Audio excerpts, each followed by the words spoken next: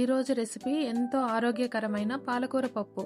ఈ రెసిపీని ఈ వీడియోలో చూపించినట్లుగా చేసి చూడండి. పిల్లలు కూడా చాలా ఇష్టంగా తింటారు.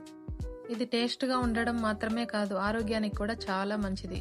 ఈ రెసిపీకి ఫ్రెష్ పాలకూర వాడితేనే టేస్ట్ చాలా బాగుంటుంది. నేను మా గార్డెన్లో పెంచిన ఫ్రెష్ పాలకూరను వాడుతున్నాను.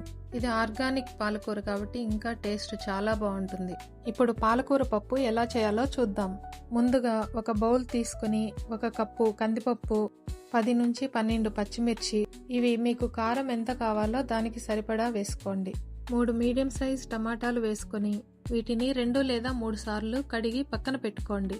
పచ్చిమిర్చి టమాటాలు పక్కన పెట్టుకొని కందిపప్పు అర్ధగంట సేపు నానబెట్టండి. ముందుగా కుక్కర్ తీసుకొని నానబెట్టుకున్న కందిపప్పు వేసుకోండి.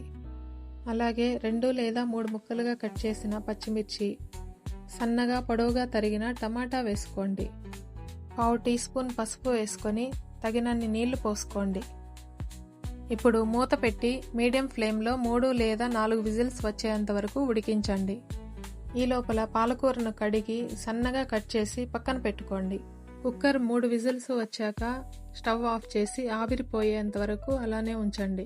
ఆవిరిపోయిన తర్వాత మూత తీసి తగినంత ఉప్పు వేసుకొని పప్పుగుత్తితో బాగా మెత్తగా అయ్యేంత వరకు రుబ్బుకోండి. ఇప్పుడు స్టవ్ మీద కడాయి పెట్టుకొని 2 టేబుల్ స్పూన్ల నూనె వేసుకోండి. నూనె వేడయ్యాక పోపు దినుసులు 1 టీ స్పూన్ ఆవాలు, 1 టీ స్పూన్ జీలకర్ర, 1 టీ స్పూన్ మినపప్పు వేసుకొని అవి చిటపట అన్న తర్వాత 3 లేదా 4 ఎండుమిర్చి 2గా తుంచి వేసుకోండి. మీకు కావాలంటే 4 లేదా 5 వెల్లుల్లి రెబ్బలు తీసుకొని దంచి వేసుకోవచ్చు. ఇప్పుడు సన్నగా తరిగిన మీడియం సైజ్ ఉల్లిపాయ 1 వేసుకొని కరివేపాకు వేసుకోండి. ఉల్లిపాయలు గోల్డెన్ బ్రౌన్ కలర్ వచ్చేంత వరకు వేయించుకోండి. ఉల్లిపాయలు వేగిన తర్వాత సన్నగా కట్ చేసుకున్న పాలకూర వేసుకోండి. ఈ పాలకూర మెత్తగా అయ్యేంత వరకు వేయించుకోండి. పాలకూర బాగా మగ్గిన తర్వాత మెత్తగా చేసుకున్న పప్పు మిశ్రమాన్ని పోసుకోండి. తర్వాత మీడియం సైజ్ నిమ్మకాయ అంత చింతపండు నానబెట్టి తీసుకున్న రసంని పోసుకోండి. ఇప్పుడు ఒకసారి బాగా కలిపి మీడియం ఫ్లేమ్లో పెట్టి 5 నుంచి 7 నిమిషాల వరకు మూత పెట్టి బాగా ఉడకనివ్వండి. ఇది ఉడికిన తర్వాత మూత తీసి చివరిగా కొత్తిమీర వేసి కలిపి స్టవ్ ఆఫ్ చేసి ఒక బౌల్లోకి తీసి పక్కన పెట్టుకోండి. ఇప్పుడు గార్నిషింగ్ మరియు మరింత టేస్ట్ కోసం స్టవ్ మీద ఒక చిన్న పెనం పెట్టి 1 స్పూన్ నూనె వేసుకొని 1/2 టీ స్పూన్ ఆవాలు, 1/2 టీ స్పూన్ జీలకర్ర, ఇవి చిటపట అన్న తర్వాత 2 ఎండుమిర్చి, కొద్దిగా కరివేపాకు వేసుకొని ఎండుమిర్చి కరివేపాకు వేగేంత వరకు కలుపుతూ వేయించుకోండి.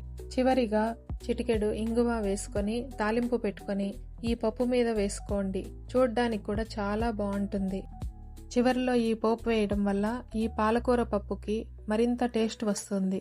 ఇప్పుడు టేస్టీ అండ్ హెల్తీ పాలకూర పప్పు రెడీ అయిపోయింది. చూసారుగా ఎంత ఈజీగా చేసుకోవచ్చో.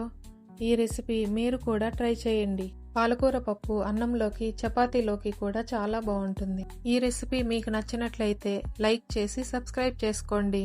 Thanks for watching this video.